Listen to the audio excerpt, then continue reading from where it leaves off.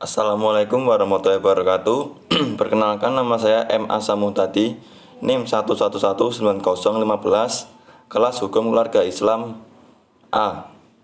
Di sini saya akan menerangkan atau mempresentasikan tentang letter of credit atau hawalah. Langsung saja ke poin pertama, yaitu definisi hawalah.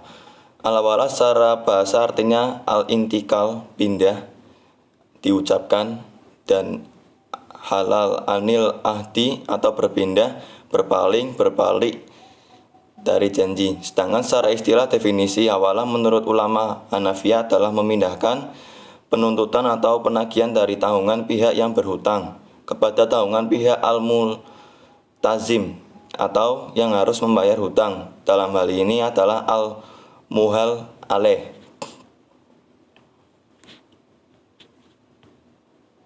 Kemudian dalil-dalil hawalah dari Quran Surat Al-Baqarah ayat 282 yang artinya adalah, hai orang-orang yang beriman, apabila kamu bermuamalah tidak secara tunai untuk waktu yang ditentukan, hendaknya kamu menuliskannya, dan hendaklah seorang penulisannya di antara kamu menuliskan dengan benar. Kemudian dari hadis yang diriwayatkan oleh Bukhari dan Muslim dari Abu Hurairah, menunda pembayaran bagi orang mampu adalah suatu kezaliman. Dan jika salah seorang dari kamu diikutkan atau dihiwalahkan kepada orang yang mampu atau kaya, terimalah hiwalah itu. Kemudian rukun hawalah. Yang pertama, muhal atau orang yang berutang kepada pihak yang haknya dipindahkan. Kemudian yang kedua, muhal atau orang yang menerima pemindahan hak pemberian pinjaman, yaitu pemilik piutang yang wajib dibayar oleh pihak yang memindahkan utang. Yang ketiga, muhal alaih, penerimaan akad pemindahan utang. Kemudian yang keempat, piutang milik muhal yang berwajib dilunasi oleh muhil atau objek hukum akad pemindahan utang. Kemudian yang kelima adalah piutang milik muhul yang wajib dilunasi oleh muhal alaih. Kemudian jihad, ijab, dan qabul. Kemudian syarat hawalah. Yang pertama, syarat-syarat jihad. Akad hawalah terbentuk dengan terpenuhinya ijab dan qabul atau sesuatu yang semakna dengan ijab qabul, seperti pembubuhan tanda tangan di atas nota hawalah dengan tulisan dan isyarat. Kemudian syarat al-muhil, orang yang berakal dan balik, ridho, tidak ada keterpaksaan. Kemudian syarat-syarat al-muhal, harus yang berakal dan balik, ridho, tidak ada keterpaksaan, harus dilakukan di majelis akad. Kemudian syarat-syarat al-muhal alaih, harus berakal dan balik, ridho, dan harus dilaksanakan di majelis akad. Kemudian syarat-syarat al-muhal bih, pihak al-muhal memang memiliki tanggungan utang kepada pihak al-muhal, harus berupa utang yang hakiki, sudah nyata dan positif, tidak bersifat spekulatif. Kemudian klarifikasi hawalah al-muqayyad.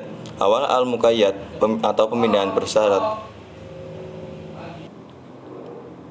Pemindahan bersyarat yaitu pemindahan seperti ganti dari pembayaran utang pihak pertama kepada pihak kedua. Contoh, jika A berpiutang kepada B sebesar 1 juta rupiah, sedangkan B berpiutang kepada C juga sebesar 1 juta rupiah. B kemudian memindahkan atau mengalihkan haknya untuk menuntut piutangnya yang terhadap pada C kepada A sebagai ganti pembayaran utang B kepada A. Dengan demikian, hawalah al-muqayyad pada satu sisi merupakan hawalah al-haq karena B mengalihkan hak menuntut piutangnya dari C kepada A, sedangkan pada posisi lain sekaligus merupakan hawalah at-ta'in karena B mengalihkan kewajibannya membayar utang kepada A, mewajibkan kepada C dan A. Kemudian klarifikasi hawalah al-mutlaqah. Hawalah al-mutlaqah atau pemindahan mutlak yaitu pemindahan utang yang tidak ditegaskan sebagai ganti dari pembayaran utang pihak pertama kepada pihak kedua.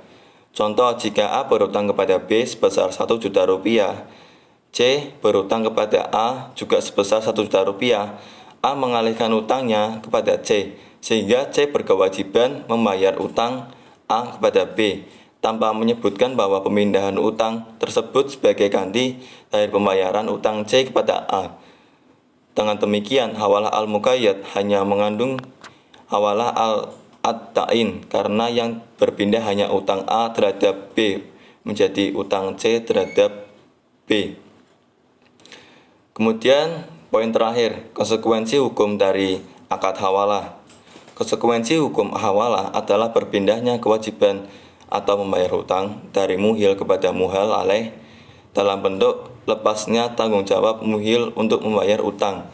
Pada saat itu juga akad hawalah berakhir.